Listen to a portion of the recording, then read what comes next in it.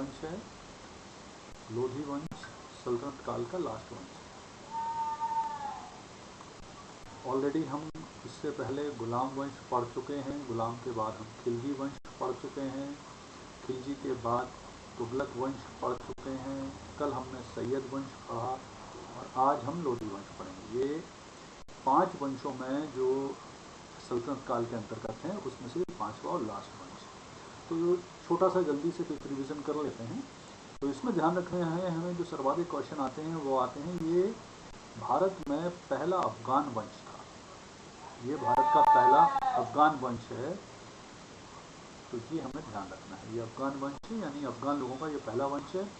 अफगान का जो दूसरा वंश शुरू होगा वो होगा आपका शुरू, वो है सूरी वंश। वो मुगल काल में शुरू होगा, तो ध्यान रखिए इनसे जुड़े हुए क्वेश्चन आते हैं। इस वंश के जो प्रमुख राजा हैं उनको देख लेते हैं। तो बहलोल लोधी इस वंश का संस्थापक है, जो 1551 से 1589 तक रहा। फिर सिकंदर लोधी है, 1589 से लेकर 1517 तक रहा। 1451 से 1489 बहलोल लोधी, 1489 से 1517 सिकंदर लोधी, और लास्ट राजा इस वंश का था तीसरा इब्राहिम लोधी, जो 1517 से 1526 तक रहा। तो इस तरह से इस वंश के 3 प्रमुख राजा रहे हैं, इनको हम देखें। तो ध्यान रखिए, सैयद वंश के बाद भारत पे बहलोल लोधी का शासन हुआ और बहलोल लोधी ने भारत में पहला अफगान वंश की स्थापना की।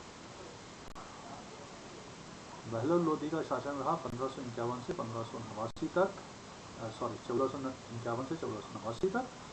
लगभग 38 वर्ष का इनका शासन रहा है बहलोल लोधी का, और ये सर्वाधिक लंबे समय तक शासन करने वाले राजा रहे हैं सल्तनत काल में। इनका संबंध, तो ध्यान रखिए, अफगानिस्तान की एक गिलजई या गिलजोई, गिलजई या गिलजोई शाखा से इनका संबंध है। अफगानिस्तान की गिलजई या गिलजोई शाखा की शाहू खेल शाखा से इनका संबंध है। तो अफगानिस्तान के गिलजई या गिलजोई कबीले की शाहू खेल शाखा से इनका संबंध था, यानी मूल रूप से ये अफगानिस्तान से भारत आए। फिर उपाधि देखते हैं। तो 19 अप्रैल 1451 को बहलोल लोधी ने बहलोल शाह गाजी की उपाधि धारण करके दिल्ली सल्तनत पर वो बैठे। बहलोल शाह गाजी उपाधि को धारण करके, लोधी डायनेस्टी है बेसिकली, ध्यान रखिए।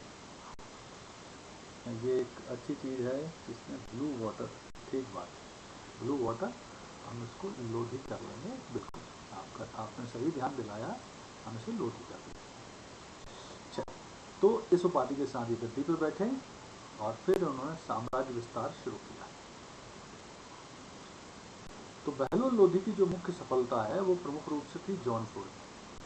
जौनपुर को दिल्ली सल्तनत में मिलाने का जो प्रमुख काम है वो बहलोल लोधी ने किया, और इन्होंने जौनपुर के शासक हुसैन शाह को पराजित किया और अपने पुत्र बारबक शाह को जौनपुर का शासक बनाया।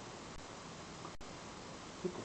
इसके अलावा इन्होंने ग्वालियर का एक शासक थे मानसिंह, उन्हें भी हराया। तो ये इनका जो प्रारंभिक साम्राज्य विस्तार है उसमें जौनपुर सबसे इम्पोर्टेंट माना जाता है। जौनपुर की जीत, उसके बाद ग्वालियर की विजय भी एक इम्पोर्टेंट मानी जाती है।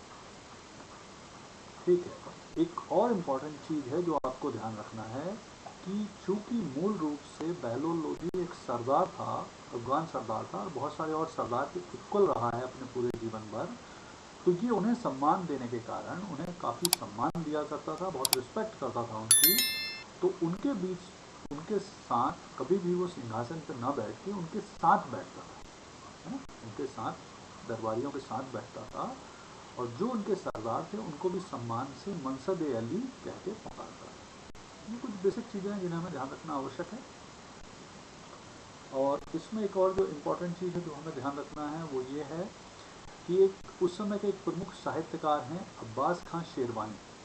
तो अब्बास खां शेरवानी का कहना है कि जैसे ही बहलोल लोधी अफगान दिल्ली पर शासन करना उसने आरंभ किया, तो बहुत सारे जो अफगानी लोग थे वो अफगानिस्तान से दिल्ली की ओर आ गए। काय के लिए आ गए? क्योंकि अब उनके वंश का, उनकी जाति का एक व्यक्ति दिल्ली के सिंहासन पर बैठ गया है, तो उन्हें भी मौका मिलेगा, अवसर मिलेगा। तो ये सोच के वो लोग दिल्ली की तरफ आ गए इसलिए अब्बास खान शेरवानी का ये कोटेशन पूछा जाता है कि बहलोल लोधी द्वारा दिल्ली की सत्ता पर बैठते ही अफगान टिड्डी झुंड की तरह भारत की ओर चल पड़े। तो इस तरह से ये कहा जाता है। तो ये आपको अगेन ध्यान रखना है, कुछ बेसिक चीज़ें हैं। एक और चीज़ जो इनसे पूछी जाती है वो ये पूछी जाती है कि इन्होंने एक बहलोली नामक सिक्के जारी किए। कॉइन्स जारी किए। अकबर के काल के पहले तक ये प्रमुख रूप से उत्तर भारत में विनिमय का साधन बने रहे। फिर इनकी डेथ, तो 1489 में इनकी डेथ हो गई बहलोल लोधी की।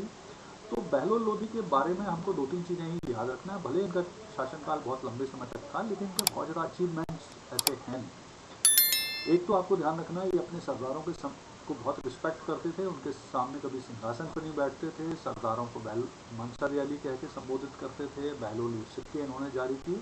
तो इस तरह से कुछ बेसिक चीज़ें हैं जो आपको ध्यान रखना है।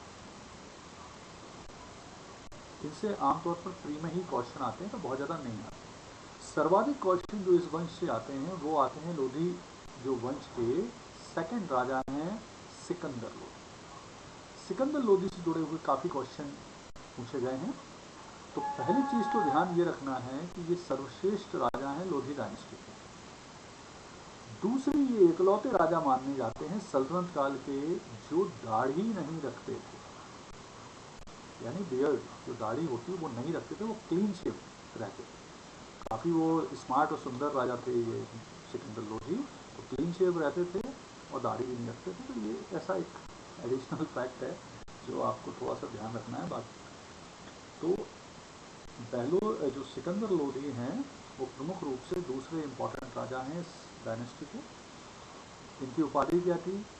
तो इनकी उपाधि थी सुल्तान सिकंदर शाह। वैसे मूल नाम इनका निजाम खान था, लेकिन उन्होंने सुल्तान सिकंदर शाह नाम की उपाधि के साथ ये दिल्ली के सिंहासन पर बैठे और सिकंदर लोधी के नाम से फेमस हुए। और ये लोधी डायनेस्टी के सबसे फेमस राजा रहे। ठीक है। साम्राज्य विस्तार, एक्सपांशन वगैरह इनने जो किया वो छोटा सा इनका एक्सपांशन इनके टाइम में बंगाल, बिहार, चंदेरी, अवध, बुंदेलखंड के राजाओं को इन्होंने अपने नियंत्रण में रखा। तो ये इनका साम्राज्य विस्तार था जो इन्होंने प्रारंभ में किया, जिसके कारण ये फेमस रहे। ठीक है, तो ये भी हमें ध्यान रखना है। इसके अलावा उन्होंने ग्वालियर किले पर 5 बार आक्रमण किया, लेकिन राजा मानसिंह ने हर बार उन्हें हराया। तो ये भी एक चीज़ है कि भले इन्होंने आक्रमण किया ग्वालियर पर, लेकिन ये ग्वालियर को जीत नहीं पाए। तो ये भी एक चीज़ है जो इनसे जुड़ी है, जो आपको ध्यान रखना है। फिर इनके प्रमुख कार्यों में इम्पॉर्टेंट वर्क जो हैं इनके, वो क्वेश्चन पूछा जाता है गजे सिकंदरी किसने आरंभ किया? ये क्वेश्चन पूछा जाता है गजे सिकंदरी। तो गजे सिकंदरी का आरंभ इन्होंने किया था। 1 गज इक्वल्स टू 30 इंच होता है। इसमें इन्होंने क्या किया था कि बांस, ये नापने का पैमाना है, तो बांस में कुछ लोहे की जंजीरें लगाई थी और उससे एक नापने का पैमाना बनाया था। तो ये क्वेश्चन काफ़ी पूछा जाता है कि इन्होंने मेजरमेंट स्केल गजे सिकंदरी आरंभ किया था। तो बांस में कुछ लोहे की ये जंजीर लगा कर बनाया था। और सर्वाधिक पूछा जाने वाला जो इनसे क्वेश्चन है वो है आगरा शहर की स्थापना। ये क्वेश्चन बहुत पूछा जाता है। तो 1503 में इन्होंने आगरा शहर की स्थापना की और 1506 में आगरा को अपने कैपिटल बनाया। ये दूसरा क्वेश्चन है। तो सर्वाधिक कैपिटल कब बनाया? तो 1506 में। और कब स्थापना की आगरा की? तो 1503। कई बुक्स में से 1502 भी लिखा है, तो कंफ्यूज मत हो, 1503 सही। फिर इन्होंने, देखिए एक चीज़ और ध्यान रखिए कि सिकंदर लोधी जो थे उनकी माँ हिंदू थी, तो कई जो मुस्लिम सरदार थे उस समय के उलेमा थे वो इन पर डाउट करते थे कि ये पूरे तरह से ये कट्टर मुस्लिम नहीं है। तो उलेमाओं के, तत्कालीन मुसलमानों के डाउट को दूर करने के लिए ये बहुत कट्टर इन्होंने कुछ काम किए हैं। जैसे इन्होंने नागरकोट, जो हिमाचल प्रदेश में स्थित है, ज्वालामुखी मंदिर, उसकी मूर्ति को तोड़ दिया और उसके टुकड़ों को, जो कसाई वगैरह थे, उनको मांस तोलने के लिए दे दिया। हिंदुओं पर जजिया भी लगाया।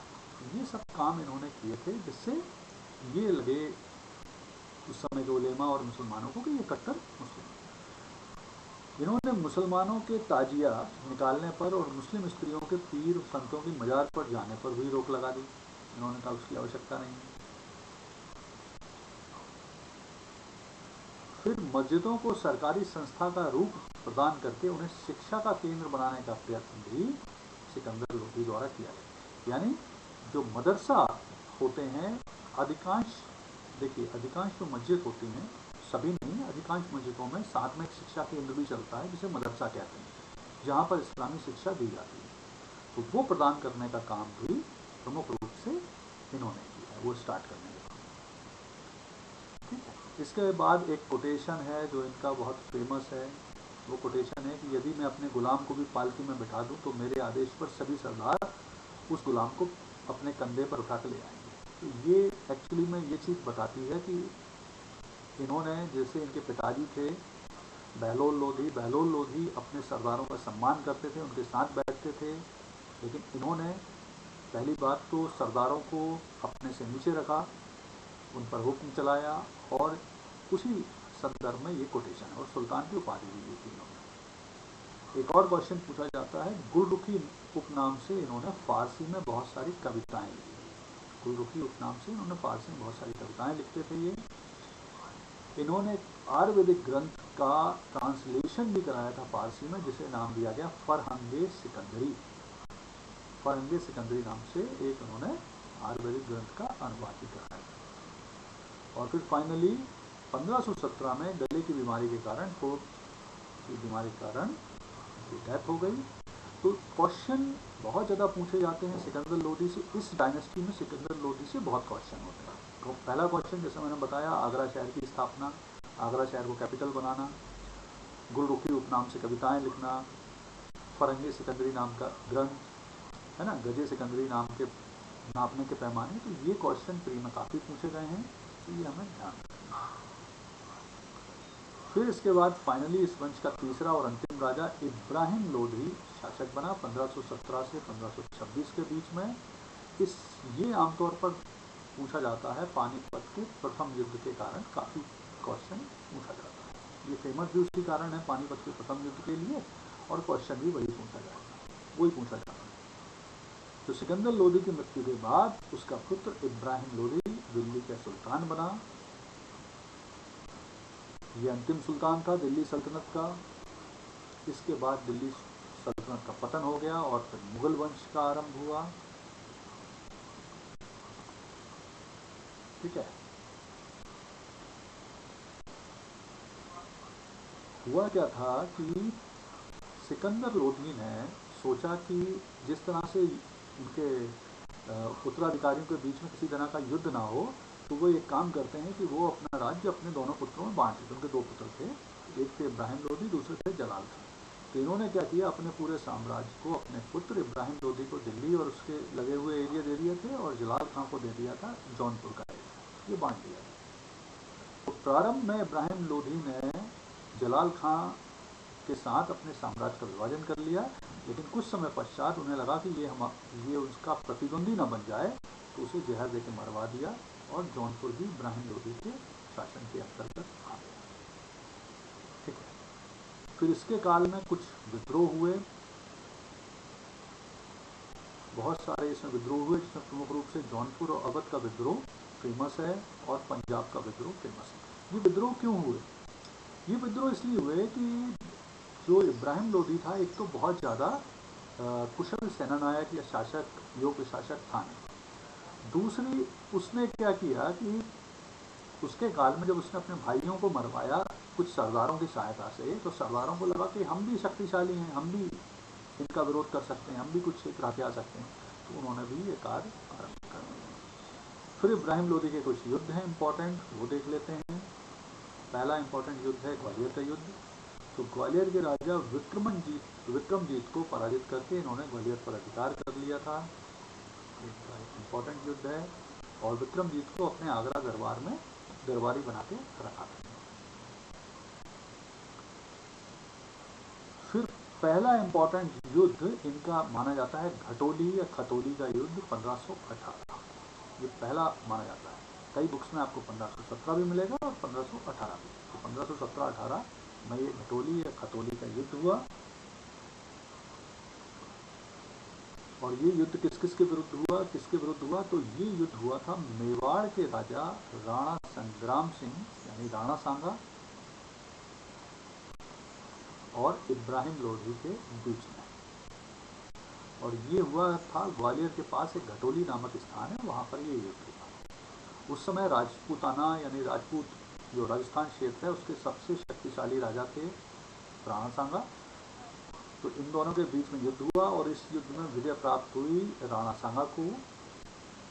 राणा सांगा के बारे में ऐसा कहा जाता है कि उनके शरीर में 100 घाव लगे थे और वो 100 युद्धों के विजेता थे, तो इस तरह से कहा जाता है। तो घटोली युद्ध में इब्राहिम लोधी हार गए, इससे इनकी कमजोरी भी जाहिर हुई। और इस कमजोरी जाहिर होने के बाद इनका जो प्रमुख युद्ध है वो फिर पानीपत का तृतीय युद्ध है बाबर के साथ। तो उसके लिए उससे पहले आप देखें कि बाबर को भारत पर आक्रमण करने के लिए किन लोगों ने इनवाइट किया था। तो आमतौर पर 3 नाम दिए जाते हैं जिन्होंने बाबर को इनवाइट किया था, मुगल राजा बाबर को भारत पर आक्रमण करने के लिए। तो पहला व्यक्ति था इब्राहिम लोधी का चाचा आलम खान, जो दिल्ली सल्तनत का एक मुख्य दावेदार था। उसको लगता था कि क्यों ना वो राजा बन जाए, और वो बाबर को जानता भी था। और घटोली युद्ध के बाद, खतोली युद्ध के बाद वो काबुल चला गया था और बाबर को इनवाइट कर लिया था उसने कि आओ भारत पर अटैक करो। दूसरा प्रमुख व्यक्ति था दौलत खान लोधी, ये सूबेदार था पंजाब का। और तीसरे महत्वपूर्ण व्यक्ति थे राणा सांगा। राणा सांगा ने उसे इनवाइट इसलिए किया था कि जब खतोली का युद्ध हुआ था तो इसमें ये विजय हो गए थे राणा सांगा, लेकिन उनको लगता था कि अभी भी उनके पास उतनी सामर्थ्य नहीं है कि वो दिल्ली पर कब्जा कर लें। दिल्ली पर कब्जा करने लायक सामर्थ्य अभी उनके पास नहीं है, मतलब शक्ति नहीं है। तो उन्होंने प्लान किया कि क्यों ना बाबर को आमंत्रित करें। बाबर आएगा, इब्राहिम लोधी पर अटैक करेगा, तो 2 कंडीशन होगी, या तो इब्राहिम लोधी हार जाएगा या बाबर हार जाएगा। और दोनों ही कंडीशन में क्या होगा कि इब्राहिम लोधी या तो हार गया, कमज़ोर हो जाएगा, या बाबर हार जाएगा तो इब्राहिम लोधी को कमज़ोर कर देगा। तो फिर ये राणा सांगा इब्राहिम लोधी पर अटैक करेंगे और उसे हरा देंगे, क्योंकि उनके दिमाग में था कि अगर बाबर हरा देगा इब्राहिम लोधी को तो वो लूटपाट करके वापस चला जाएगा, जैसा आमतौर पर अफगानिस्तान के राजा पहले करते रहेंगे। तो ये इनका प्लान था। तो इस तरह से ये 3 व्यक्तियों ने आमंत्रित किया इब्राहिम लोधी को भारत पर अटैक करने के लिए। तो ये थोड़ा सा बेसिक चीज़ों को ध्यान रखिएगा कि 3 प्रमुख व्यक्ति हैं जिन्होंने अटैक किया।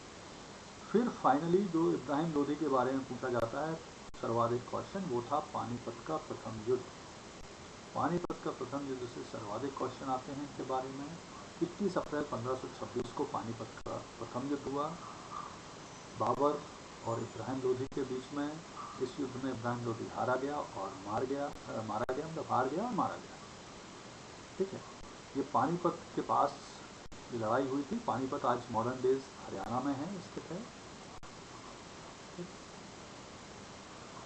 अब इस युद्ध में थोड़ा सा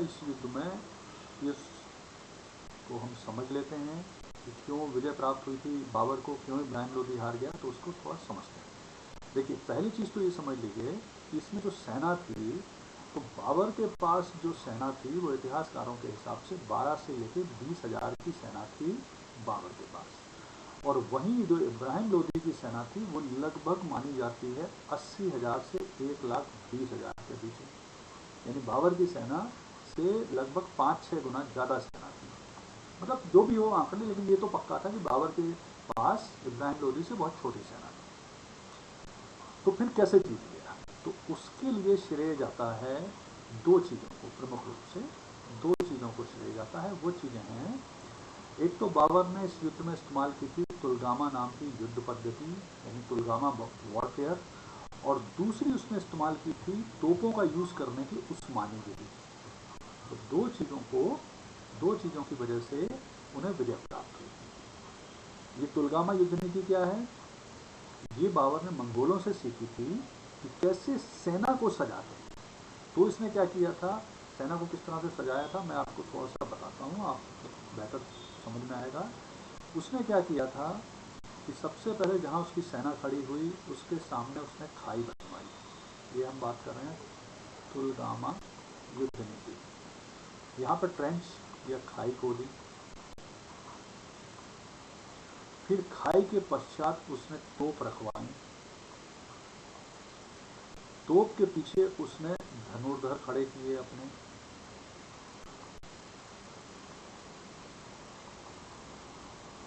ठीक है। और तोप रखने का भी एक तरीका था जिसे कहा गया उस्मानी तरीका, ठीक है। उस्मानी तरीके से तोप रखेंगे, कहाँ बड़ी मार करने वाली, छोटी दूरी तक मार करने वाली, इस तरह से उसने प्रॉपर तरीके से तोप रखा। फिर तोप के पीछे उसने घोड़े खड़े किए, ठीक है, ये घोड़े खड़े किए। फिर घोड़ों के बाद पैदल सैनिक,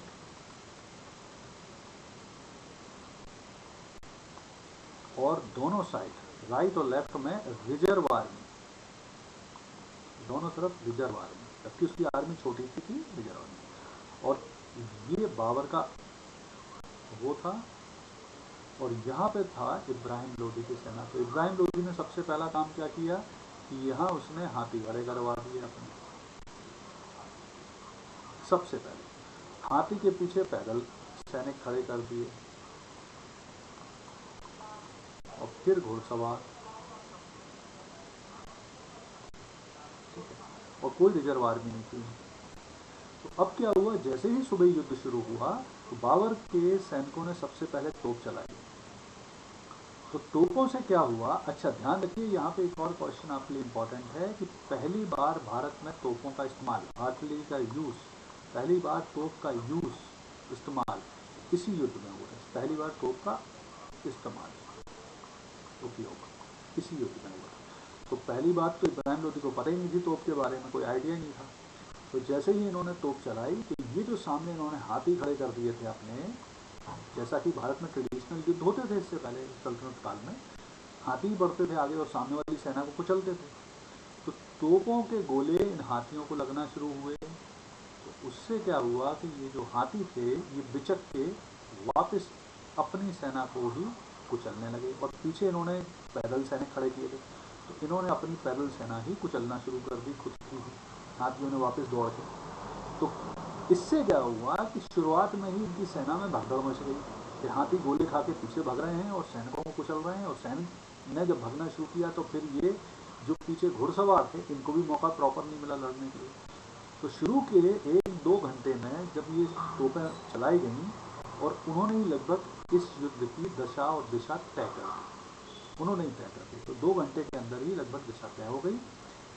2-3 घंटे में इनकी अधिकांश सेना शुरुआती नष्ट हो गई। फिर उसके बाद दोपहर के पश्चात जब थोड़ा सा दोपहर हो गई, जब ये सैनिक थक गए क्योंकि संख्या में कम थे, तो इनकी जो रिजर्व आर्मी थी फ्रेश, इस फ्रेश रिजर्व आर्मी ने भी इनका अटैक कर दिया और इनकी सेना को खत्म कर दिया। तो इस तरह से लगभग 6 से 7 घंटे में इब्राहिम लोदी हार गया। और ये भारतीय इतिहास के बहुत ही महत्वपूर्ण युद्धों में से एक है। और इब्राहिम लोदी एकमात्र ऐसा सुल्तान था भारतीय इतिहास का जो युद्ध मैदान में मारा गया था। इब्राहिम लोदी मारा गया था इस युद्ध मैदान में, इकलौता शासक था, ये भी ध्यान रखिएगा। और इसमें एक चीज और ध्यान रखिएगा, बाबर की आत्मकथा का नाम है बाबरनामा। बाबर की आत्मकथा है बाबरनामा। तो बाबरनामा में बाबर ने जो युद्ध की विजय का जो श्रेय दिया है वो दिया है उसने अपने धनुर्धरों को, ठीक है, आर्चर्स को दिया है, ये ध्यान रखिए। बाबर ने इस श्रेय, उसने कहा था इतना बढ़िया आर्चरों ने इस्तेमाल किया और साथ में फिर तोपों को, फिर उसने धनुर्धरों को पहले और फिर तोप के इस्तेमाल को दिया है श्रेय, ठीक है। तो ये थोड़ा सा ध्यान रखिएगा कि प्रमुख रूप से उस्मानी नीति से तोपों को सजाना और तुलगामा युद्ध पद्धति से सेना का संगठन और ये ट्रेंच वगैरह खोदना, इस सेना को लगाना, इसकी वजह से कम सेना होते हुए भी उन्होंने इब्राहिम लोदी से ऊपर विजय हासिल की। तो ये भारतीय इतिहास के बहुत ही निर्णायक युद्धों में से एक है, जिसके बाद भारत में सल्तनत काल खत्म हुआ था और यहाँ से फिर मुगल काल आरंभ हुआ, ठीक है। तो यहाँ पे थोड़ा सा और देख लेते हैं, ठीक है। युद्ध के बाद, पानीपत युद्ध की विजय के बाद बाबर ने जो धन प्राप्त हुआ था वो अपने सैनिक अधिकारी, नौकरों और सगे संबंधियों में वो धन बांटा। इस बंटवारे में जो उसका पुत्र था हुमायूं, उसे कुन्नूर हीरा प्राप्त हुआ था ग्वालियर नरेश विक्रमजीत से। और युद्ध भूमि में इब्राहिम लोदी मारा गया। यहाँ पे एक चीज़ और ध्यान रखना है आपको कि इस युद्ध की जीत के पश्चात बाबर ने काबुल के प्रत्येक निवासी को चांदी का सिक्का दिया। काबुल के प्रत्येक निवासी को, काबुल के प्रत्येक निवासी को चांदी का सिक्का दिया, जिससे उसे कहा जाने लगा कलंदर। कलंदर मतलब चांदी, सिक्के। कलंदर का मतलब होता है सिक्के, तो सिक्के बांटने वाला कहा जाने लगा। तो एक उपाधि बाबर की फिर कलंदर भी हो गई थी, क्योंकि उसने इस युद्ध के पश्चात अपने सभी काबुल वासियों को वितरित किए थे सिक्के, है ना।